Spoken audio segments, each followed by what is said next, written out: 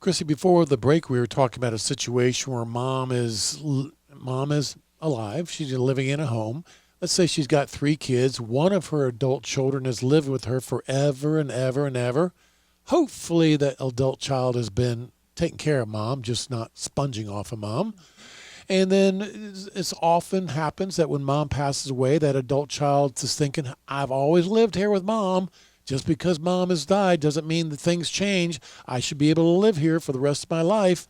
No, that's not what the law says. The law says that home now passes to the three siblings. If the other two siblings say, great, you can live there for the rest of your life, great, wonderful. But the other two siblings might very well say, no, we want to sell the home. We want to cash out. We want our 1/3 of the proceeds. We got things to do with that money. Hey, that's a perfectly reasonable position as well.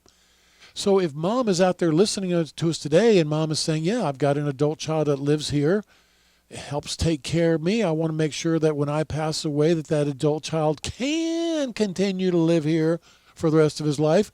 We could certainly make those arrangements. Mm-hmm. Correct. And we would do that. We would change her will and her estate plan and say, okay, if I pass away, my adult child who's lived with me, who's taken care of me all these years, I want him or her to have a life estate. I want him or her to be able to live in my home for the rest of their life, and only then would it go to the rest of my siblings. Great and wonderful. That's just a plan you need to plan for, you might say. Correct.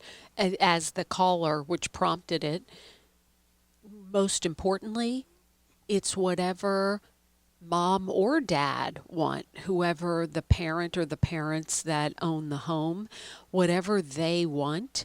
It's just important to help everybody to put it in writing in the proper legal way, and then those wishes can be carried out. Now, if mom says, well, if I pass away, I want my son who's taking care of me to have a life estate in his home, the right to live there for the rest of his life, keep in mind that as a life estate holder, your son will be required to pay taxes, maintenance, insurance, mortgage payments. And if the mom says, I want to set up a life estate for him, well, of course, we'd be asking, okay, can he afford these things? Well, he doesn't work. He doesn't have any money. Well, then a life estate's not going to work for him because he doesn't have any money to pay taxes, maintenance, and insurance. I'm being, I don't know, sarcastic about he doesn't work, but Christy, we see it all the time. Kids that live at home that don't work, living off of mom's Social Security. I hate to be